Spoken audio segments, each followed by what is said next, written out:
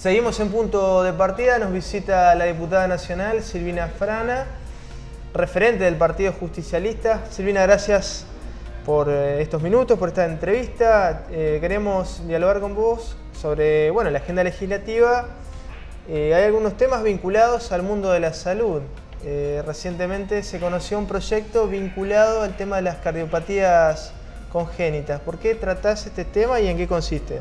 Bueno, mira, con este tema venimos trabajando hace tiempo con la Fundación de Cardiopatías Congénitas. Ya cuando yo era diputada provincial trabajamos con ellos este tema, porque hay un conjunto de datos que indicaban que había un alto porcentaje de niños fallecidos productos de cardiopatías congénitas, o sea, que ya estaban con ellos cuando estaban en la panza de su mamá y que no habían podido tener el tratamiento indicado apenas nacían. ¿Y por qué?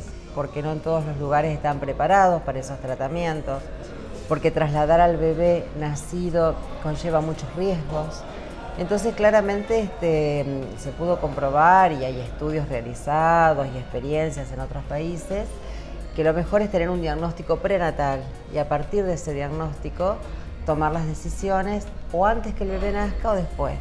Si hay que trasladarlo a ese bebé a un lugar donde se practican, ya hacen las prácticas para solucionar su problema, es mejor trasladarlo en la panza de la mamá, que es el lugar más seguro. Pero para poder hacerlo necesitas contar con un diagnóstico certero. Claro, a modo de prevención. A modo de prevención. Entonces presentamos un proyecto de ley a nivel nacional que logró su dictamen en la Comisión de Salud, ahora está en presupuesto, vamos a tratar de que tenga media sanción este año, si no insistiremos el que viene, donde claramente presenta este programa para tener un esquema de prevención con este tipo de estudios, un esquema también de investigación sobre qué otros avances puede haber para atender estas cardiopatías y, por supuesto, de esa manera evitar esta causa de mortalidad infantil, que la verdad que tenía índices elevados de mortalidad.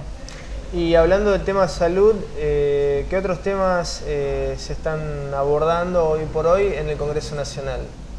Mira, hay un tema que se está abordando en todo el país, que es la utilización del cannabis, del aceite de cannabis, con un destino medicinal. Todos sabemos que este aceite es un producto de la planta de marihuana, por eso, digamos, hoy el debate tiene que ver con saltar ese prejuicio que muchos lo asocian a la despenalización del consumo de marihuana y entender que lo que, digamos, se aprueba es la posibilidad de usar el aceite para atender muchas enfermedades, como epilepsia, como he escuchado casos de cáncer, he escuchado casos de fibrosis quística. Entonces, bueno, este es un debate intenso que se está dando en la Cámara porque claramente hay cierta restricción a autorizar. ¿Y qué pasa? Hay un proyecto del oficialismo que autoriza la investigación, que autoriza el uso, pero no está autorizando algo que hoy se da en la realidad, que es el autocultivo. Aquellas mamás que cultivan la planta o en forma, digamos, personal para obtener el aceite. Hay experiencias en otros países, en Canadá hay un registro para quienes hacen el autocultivo con fines medicinales. O sea, estamos planteando, digamos, acercarnos a estos países donde realmente el fin medicinal hace que se contemple desde la salud pública, que eso es lo que se está pretendiendo, porque fíjate vos que cuando entró el proyecto se había girado a la Comisión Penal. Sí. Bueno, por este prejuicio a la despenalización de la marihuana, del consumo de marihuana. Entrando en el tema político, desde lo presupuestario, Silvina, que es un tema central en este momento de la agenda anual, ¿no? en el Congreso. ¿Qué consideraciones podés hacer del proyecto de presupuesto que está planteando el macrismo a nivel nacional? Mira, la primera y gran preocupación de este presupuesto y que la planteamos a lo largo del año es el nivel de endeudamiento que hoy está teniendo la República Argentina. Hoy el gobierno del ingeniero Macri presenta un presupuesto con deficitario. Esta noticia no es nueva, también teníamos presupuestos deficitarios, pero antes esos déficits se financiaban con transferencias internas, digamos, con partidas del Banco Central, del ANSES, situaciones discutibles, pero que no te comprometían hacia el exterior. Hoy los déficits se resuelven poniendo deuda externa.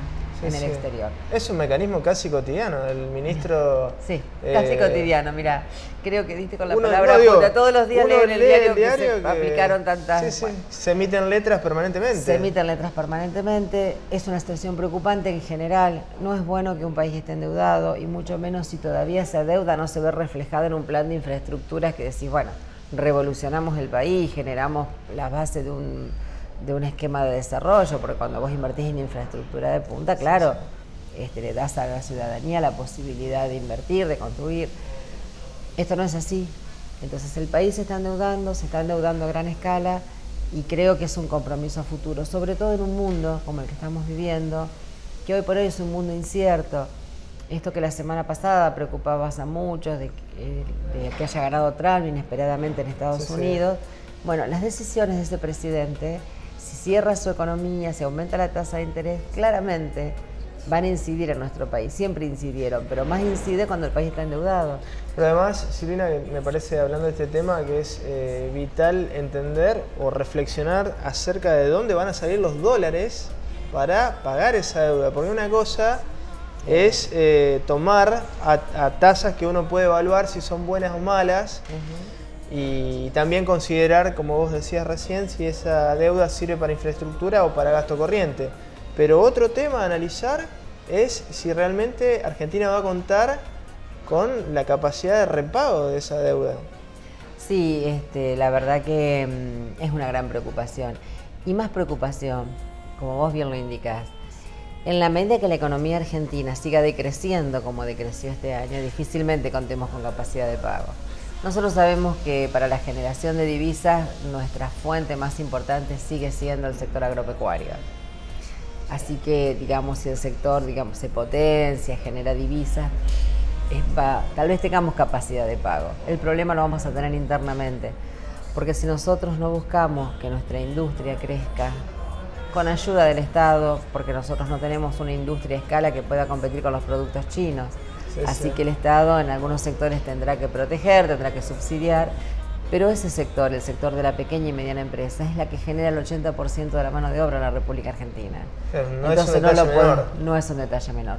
Mira, desde el 10 de diciembre del año pasado a la fecha, ese sector generó que se cierren empresas y casi 200.000 desocupados, 200.000 familias sin trabajo. No es un dato menor, no quiero ser alarmista, pero claramente es algo para que nos tiene que llamar la atención. Entonces, si a la desocupación le sumás el endeudamiento externo y le sumás una fuga de capitales que hoy se está registrando, y no son buenas noticias. Además, el gobierno nacional ha dejado entrever que tiene como norte el modelo australiano, ¿no? Es un lindo tema para debatir, porque Australia no tiene nada que ver con lo que es Argentina. Argentina casi 40 millones o un poquito más de habitantes, Australia 25 millones, y los australianos tienen 3 veces la dotación de recursos naturales que tiene Argentina. O sea, tienen muchísimos más recursos que Argentina. Es un modelo... Sí. Además son sajones, otros componentes culturales. Que no es un dato menor, creo que es el dato. Claro, pero digo, o sea, se está partiendo de la situación actual y enfocando hacia Australia, cuando tenemos características muy diversas. Mira, vos lo peor que podés hacer es querer aplicar en tu país recetas que son de otros países. Porque claramente lo estás pensando al país como que no fuera ese, fuera otro. Y creo que vos primero tenés que sentarte, saber de qué país estás hablando. No somos Suiza, no somos Estados Unidos, somos Latinoamérica, somos Argentina, que dependemos absolutamente de los vaivenes del mundo. Por eso digo, el dato que haya ganado Estados Unidos, no, porque yo soy dependiente de Estados Unidos, pero claramente nos va a afectar. La baja que está teniendo hoy la industria brasilera, la economía brasilera también nos afecta, porque nosotros comercializamos con los brasileros. Entonces, si les va mal no nos compran, y si no nos compran no tenemos recursos, nuestros productos pierden valor. Entonces hay que entender que en Argentina hay muchos factores que la hacen vulnerable. Entonces es muy difícil aplicar las recetas que se aplican en Estados Unidos para la economía argentina. Y a propósito de lo que mencionás de las pymes, de la importancia de las pymes, ¿qué se puede hacer desde el Estado para potenciar a este sector que representa tanto a nivel de puestos de trabajo? Mira, hoy por hoy creo que el Estado Nacional debe revisar su política económica. Fíjate vos, si vos fueras el dueño de una pequeña empresa, ¿qué te pasó a lo largo de este año? recibiste un tarifazo, que para las pymes eso es vital. Te aumentaron la tasa de interés de un modo exponencial. Si vos, digamos, suponte que tenés una empresa que se valen sus insumos de artículos importados, la devaluación encareció los artículos. Se tomaron un pool de medidas que ninguna favorece a las pymes. Después aprobamos leyes en el Congreso, bajando impuestos, perdonando deudas, pero la esencia de la cosa está muy complicado. Sí, aumentaron los costos y caída de ventas. Y caída de ventas. Aumento del financiamiento, del costo de financiamiento, es un combo. Es un combo explosivo. Y no veo que hoy esté pensando el gobierno nacional en revertir eso.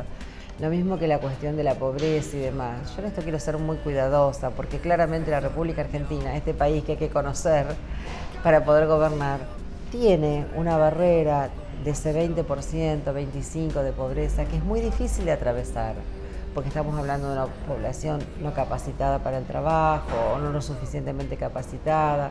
Estamos hablando de muchas cosas cuando hablamos de eso. Entonces, fíjate vos, un gobierno que dice pobreza cero como eslogan de su campaña, en este año y medio aumentó en 2 millones los pobres, y no lo digo como chicana, lo digo porque claramente no se está entendiendo la lógica del país. Nuestra economía es endeble, tenemos empresas a lo mejor que tienen escala, pero las pymes, la mayoría, no son empresas de escala, necesitan protección. ¿Cómo lo puede aumentar los impuestos, aumentar la tarifa? Creo que no se está entendiendo de qué país estamos hablando. Como para ir cerrando, Silvina, ¿qué esperás para el año próximo, ¿no? en materia política y económica? Mira, en materia económica, sinceramente, espero que el gobierno encuentre el camino. Hoy, no lo digo yo, podemos leer a cualquier economista, está claro que no lo está encontrando, y cuando la gente está sin trabajo y demás, es la peor noticia. Después podemos discutir todo, pero el desempleo creo que es la peor noticia que podemos tener para terminar el año.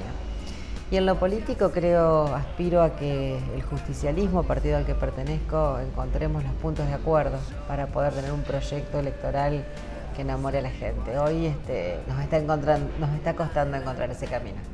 Gracias, Silvina. No, gracias a vos. Seguimos en Punto de Partida.